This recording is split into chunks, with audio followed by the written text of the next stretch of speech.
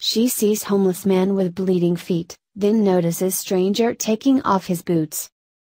When I look at the suffering and need that is all around me in this world, it can get overwhelming. There are so many people who need help. Where do you even start? It is easy to fixate on the enormity of the problem to the point where change seems impossible. But as one Chicago woman's story reminds us, we don't need to change the world in one fell swoop.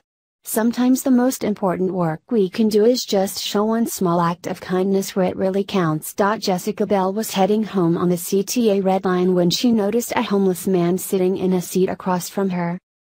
He's older, weathered, minding his own business, Jessica wrote in a now viral Facebook post. His feet are so swollen he's wearing the tattered gym shoes he has with the back folded down, like slip-ons. I don't know how many pairs of socks he's wearing in an attempt to keep his feet warm, but there is blood seeping through. Jessica's heart broke for the man. Chicago is notorious for its bitterly cold winters and unforgiving wind. This man had obviously endured a lot already, and there were still months of winter ahead. But before Jessica could even think of something to do for the man, she noticed another man sitting on the other side of the doors in the same train car. She said he was younger, carrying a satchel and a suitcase, also minding his own business. He's wearing a pair of big black snow boots. They look new, they look expensive, they're built for a Chicago winter. Quickly and quietly the man took off the boots he was wearing and passed them down to the older homeless man. Then he opened the suitcase he was carrying, pulled out a pair of socks, and passed those over too. Without any fanfare, the man pulled another pair of shoes out of his bag and put them on.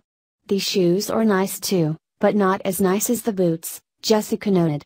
They would have fit the old man just as well, but they were not what this old man needed. The kind stranger gently told the homeless man to try and clean his feet and change into the new socks as soon as possible. Then, without another word, he got off at his stop and disappeared into the night. Those of us who are close enough to see and hear the exchange are floored, Jessica said. The shoes off his feet. I love that in a time and place where hate and apathy are rampant, quiet compassion appears without warning. She said she has been inspired by the man's act of kindness and hopes that by sharing the story others will be too. I pray that we all are compelled to do similar, she wrote. I pray that we all allow empathy to invoke action. I pray that we never forget that we have always had the power to be a blessing. I'm inspired to continue to try to be the change, and I pray you are too.